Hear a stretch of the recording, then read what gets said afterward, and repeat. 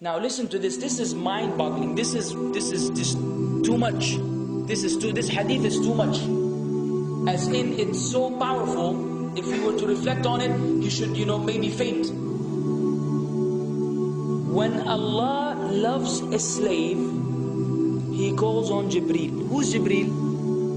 You know who Jibreel is? The greatest of the malaika, as far as Ahl Sunnah wal Jama'ah. The one whom when the Prophet ﷺ saw, he fainted alayhi salatu wasalam, because of his wings had covered the horizon. Jibreel, the angel who's responsible for the most virtuous thing, which is conveying the revelation from Allah to the messengers of Allah. Jibreel, and what do you know about Jibreel? Allah said, whoever is adu, whoever is an enemy to Jibreel, then Allah is the enemy to the disbelievers. Allah defended Jibreel in the Quran. Jibreel, the one who took the Prophet ﷺ in Al-Isra al-Mi'raj, in the ascension to the heavens. Jibreel, the malak which we don't know what to say about, because of his honor and his virtue in the sight of Allah. Allah will call on him to share with him the love which He has for you. Allah doesn't need to do this. He could not do this, but Allah likes to do this, so He does it. He says, I love Fulan. Now I want you to think that Fulan is you. Whatever your name is, Ahmad, Mayrook, whatever your name is. Imagine Allah above the heavens, above the throne, in His greatness and His majesty, which is beyond our human comprehension, calls out to Jibreel to inform him that He loves you. And not only that, فَأَحِبَّهُ, then He commands Jibreel to love you also. So Jibreel now loves you.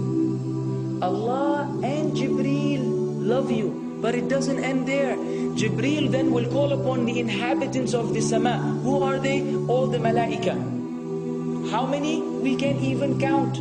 Trillions and trillions of malaika which Allah created beyond our, again, human comprehension. All of them are commanded simultaneously to love you. First Jibreel says, Allah loves Fulan, so now you have to love him. Then all of the angels in the heavens love you.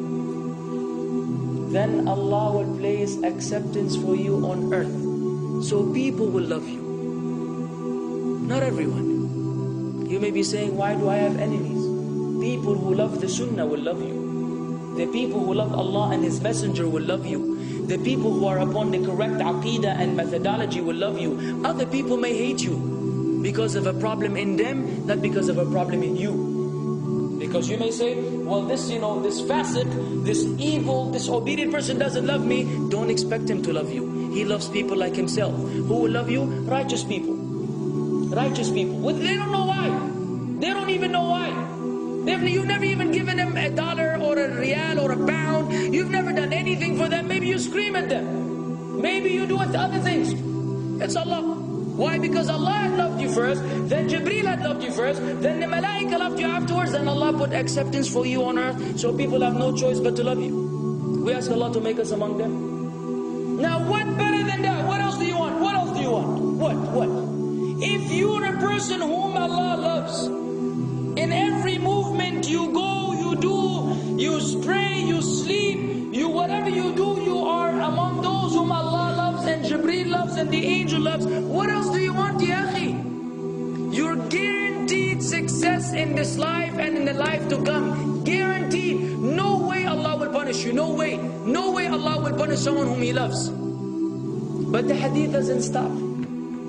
The hadith has a very saddening continuation, which we should seek refuge with Allah from. وَإِذَا أَبْغَضَ عَبْدًا, and if Allah hates a slave, He also calls on Jibreel. And He informs Jibreel that He hates this person. So He will command Jibreel to hate this person. Then Jibreel will tell the angels to hate this person. Then Allah will put hatred for him on earth.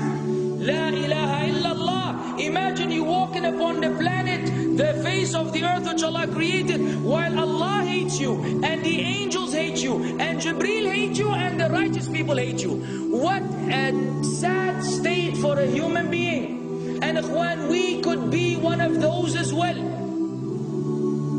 If you are prideful, arrogant, you are qualified for this hatred, because Allah does not love kulla mutakabbirin jabbar. Allah does not love the arrogant, the prideful. If you go against the sunnah, then Allah does not love those who go against the sunnah. If you don't observe taqwa, and you don't observe ihsan, and you don't observe tawbah and tatahur, then again we are disqualified. If you, many things which we can mention, many things which will bring about Allah's hatred and deprive us of Allah's love. It's a very sensitive situation, meaning right now, you have to be one of these two. Either Allah loves you or He doesn't. But there's always good news, even for those people whom we can be amongst. It's not too late because you're alive.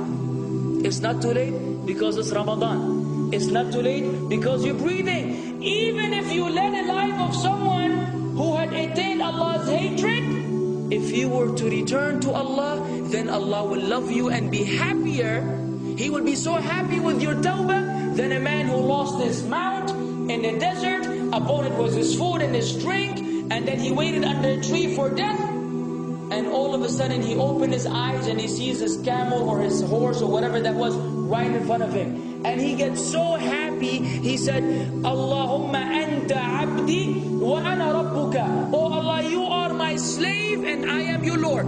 Kufr. He said a statement of kufr, but the Prophet ﷺ said, أَخْطَأَ مِنْ شِدَّةِ الْفَرَحِ. He made a mistake because he's so happy. You know when you're so happy that you may say things against what you want to say? When you're so happy that you just, you say words that mean nothing to anyone, Allah is happier when you return to Him than that person. What else do we want? For how long are we going to stay away from Allah? For how long are we going to lead the life of the heedless? For how long are we going to go against the sunnah? What are you waiting for? Death? Death. حتى إذا جاء أحدهم الموت قال رب ارجعون لعلي أعمل صالحا فيما تركت كلا. Until when death comes to one of them, you say, oh Allah, allow me to return so that I may do good in that which I left behind. And it will be said to him, no, it's only a word. إنها كلمة هو قائلها. It's nothing but a wish and a word he will have. It will not be fulfilled. Let us not wait for death, ya akhwan. If each one of us here, by Allah, if each one of us here acted upon the sunnah, lived according to the sunnah, and invited people to the sunnah, and enjoyed what is good, and forbade what is evil, wallah, we will make a major change in the city in which we live.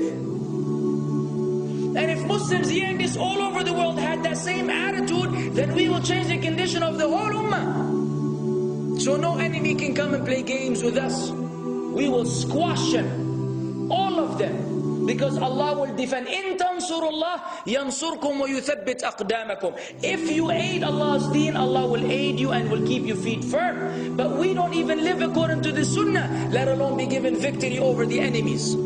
So we're being humiliated in everywhere we go in the world. So let us make that change. Now that Ramadan is here, now that you've been given this sudden inclination towards good, if we don't succeed, if we don't take advantage of this month, wallahi, we are losers. If Ramadan ends and you are the same way you were before Ramadan began, then one of us is a loser. If we don't return to Allah after Ramadan, then we are losers as well.